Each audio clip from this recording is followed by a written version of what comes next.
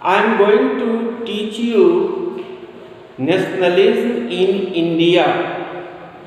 In this particular chapter, first of all, we have to understand what is nationalism.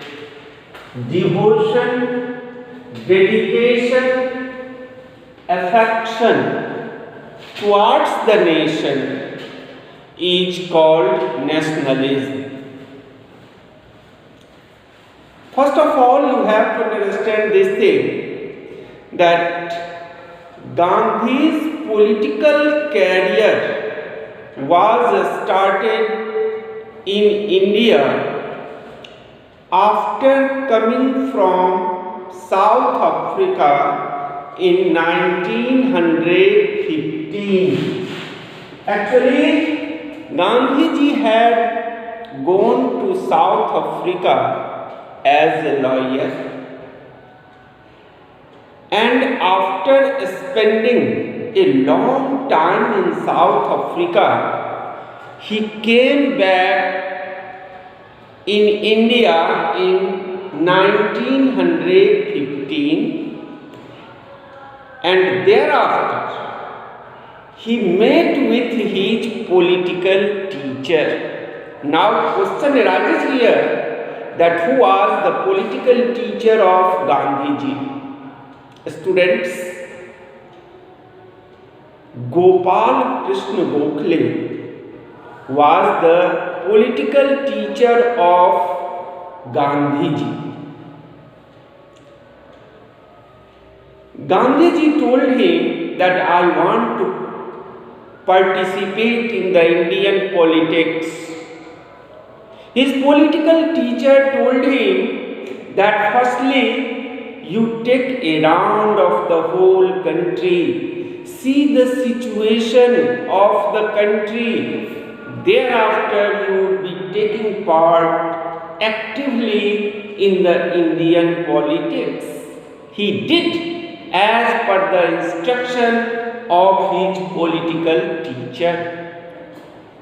His political career was started from Bihar. The place was Champaran. Very popular place, you are knowing. First of all, Gandhiji was called in Bihar. Reason behind it was that the peasants were exploited by the British. How? They were forced to do the agriculture of indigo. Indigo is not the eatable item, you are knowing. The British were forcing them for their own benefit. It was very beneficial for the British, but it was not the beneficial for the Indian farmers. That's why the Indian farmers were not interested to do the agriculture of indigo. It was taken at very low prices.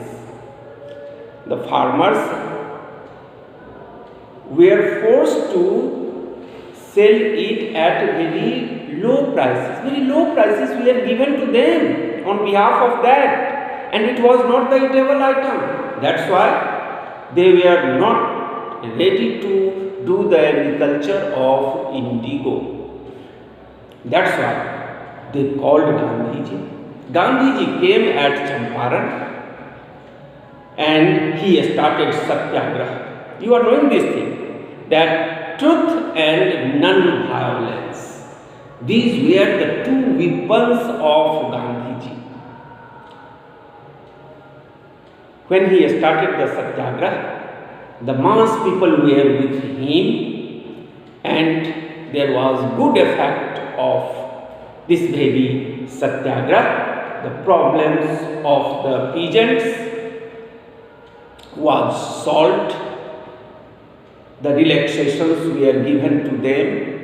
The prices were also increased. In this way, by the efforts of Gandhiji, less or more the problems of the peasants were solved. Now we have to discuss about Khera Satyagraha. That was also held in 1970. Actually, Khera is a district in Gujarat. It must be known to you. There also the peasants were facing the problems. That's why they had called Gandhiji. What problems were there to the peasants of Khera district? Actually, they were also forced by the British to give the land revenues. Although they were facing two problems. Which two problems were there with them? First was that there was drought in the Khera district. And second was that they were suffering from the disease that was plague. Today's corona.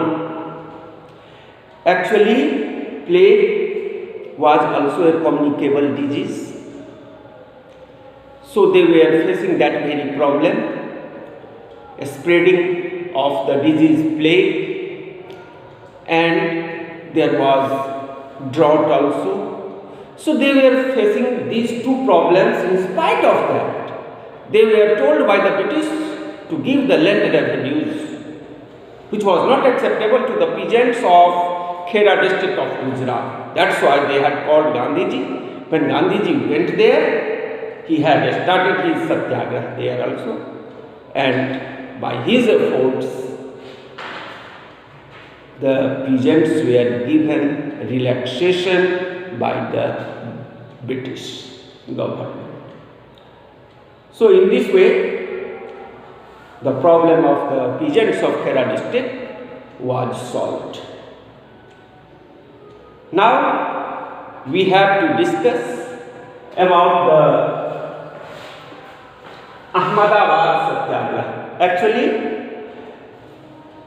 the mill workers of Ahmedabad, they were also facing the problems. Here question arises that what problems were there to the mill workers of Ahmedabad. Actually, their working hour was maximum 13 hours, 14 hours they were working, but the wages was given very less. So working hour was maximum 13 hours, 14 hours, and on behalf of that, the wages was given very less. That was not acceptable to them. That's why they had called Gandhiji. When Gandhiji went there, he started Satyagraha there also. And after that, by the efforts of Gandhiji, means 35% increment was held in their salary. 35% is not the less amount. So 35% increment was held in the salary of the mill workers of Ahmedabad, and in this way the problem of the mill workers of Ahmedabad was solved. Now we have to discuss about the Rowlatt Act. Now we shall be discussing about the Rowlatt Act.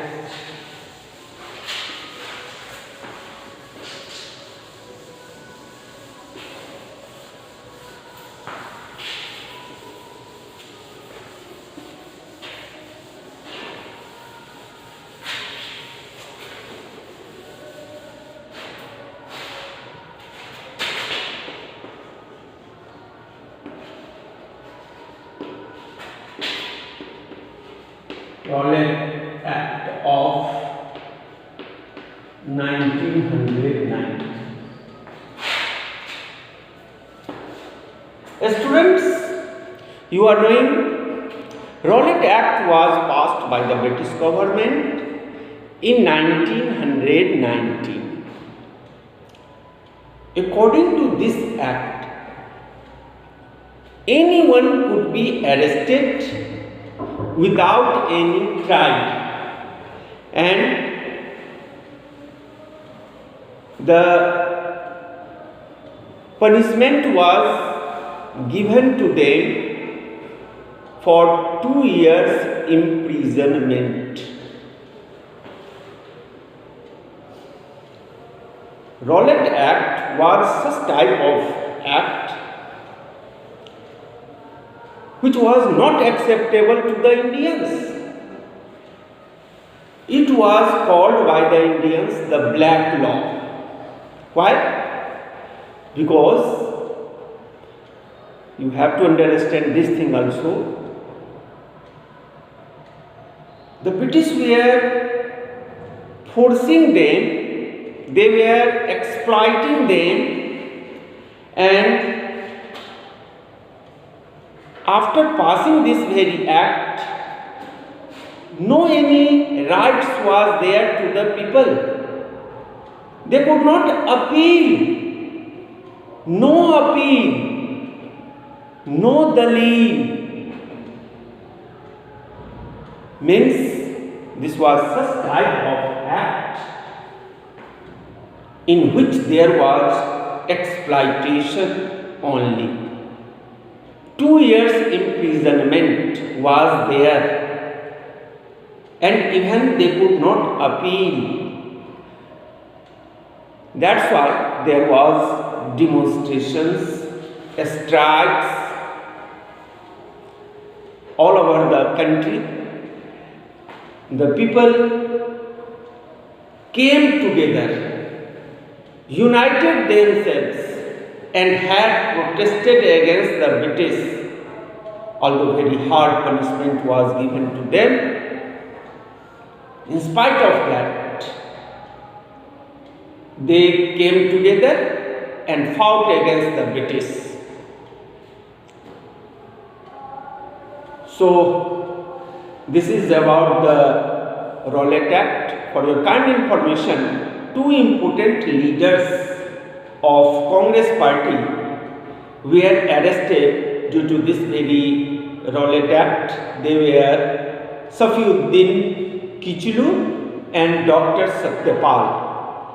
They were arrested, and in against of the arresting of these 2 personalities means the strikes were held, demonstrations were held, and people came together and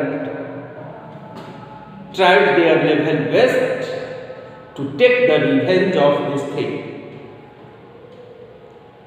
This was very hard law made by the British. Okay, thank you.